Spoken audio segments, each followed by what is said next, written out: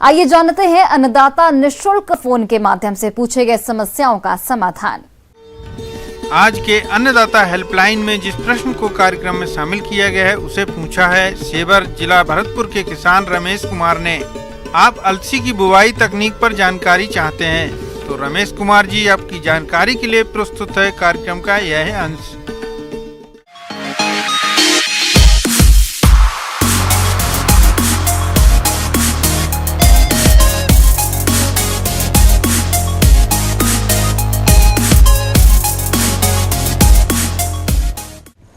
तिलहन में अगर बात करते हैं, तीसी मुख्य फसल है।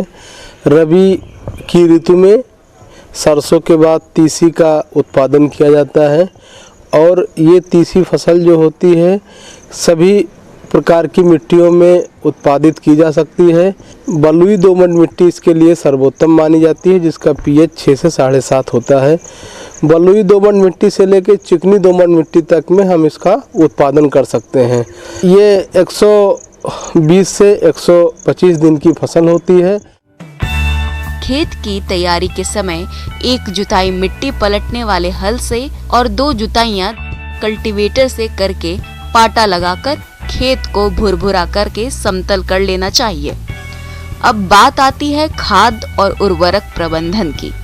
तो असिंचित क्षेत्रों में बुआई के समय 20 टन सड़ी हुई गोबर की खाद, 100 किलोग्राम यूरिया, 130 किलोग्राम डीएपी और 70 किलोग्राम एमओपी का आप प्रयोग करें। और अगर आप सिंचित क्षेत्रों में इसकी खेती कर रहे हैं तो 170 kilogram urea, 130 kilogram DAP, 70 kilogram MOP और 25 किलोग्राम सल्फर का प्रयोग करें, जिसमें यूरिया की 60 किलोग्राम और अन्य उर्वरकों की पूरी मात्रा का प्रयोग बुआई के समय कर दें। और शेष बची यूरिया का प्रयोग आप पहली सिंचाई के बाद टॉप ड्रेसिंग के रूप में करें, जिससे आपके फसल की बढ़वार अच्छी होगी। 2-3 वैरायटियाँ ऐसी हैं जो 2 उद्देश्य से उपयोग में लाई जाती हैं, जैसे एक पार्वती हो गई, मीरा और रश्मि।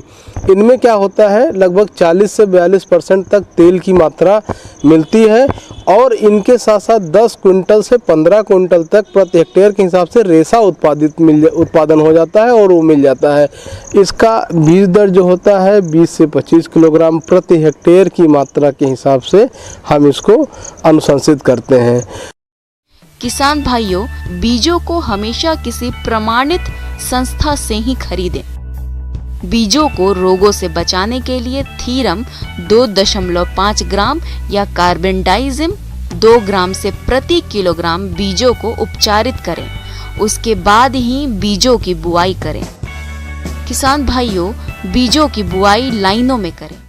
इस चीज़ का विशेष ध्यान देते हैं कि हमारा जो तीसी का पौधा है उसकी बुआई में पंक्ति से पंक्ति की दूरी और पौधे से पौधे की दूरी सही से रखते हैं। तो पंक्ति से पंक्ति की दूरी 30 सेंटीमीटर रहना चाहिए और पौधे से पौधे की दूरी 10 से 15 सेंटीमीटर हम लोग अनुशंसित करते हैं। तो इनकी फसल की जो फसल अवधि होती है 130 से 140 दिन की होती है और ये 2 उद्देश्य से किसानों को हमारे मिल जाती है। एक तो उनको रेशा मिल जाता है और दूसरा हमारे किसानों को तेल की मात्रा मिल जाती है जो 40 से 42% तक होती है, जो हमारे किसानों के लिए लाभदायक होती है।